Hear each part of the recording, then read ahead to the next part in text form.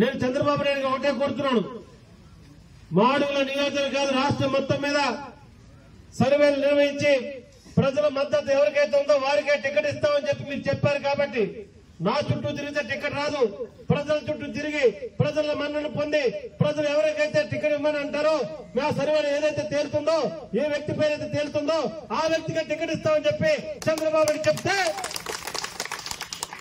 ఏం మేము పైరువీరు చేయలేవా?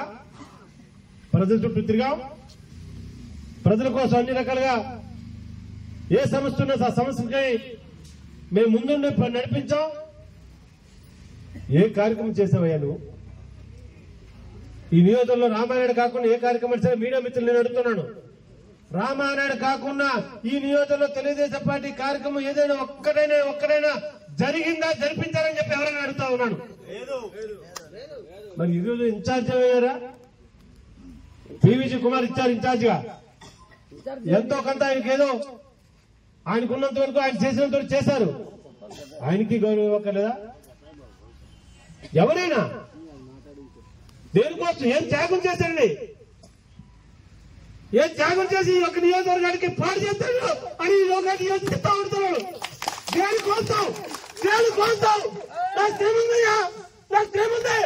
నా యొక్క పెట్టాలి ఈ నియోజకవర్గం బతికించింది నేనయ్యా.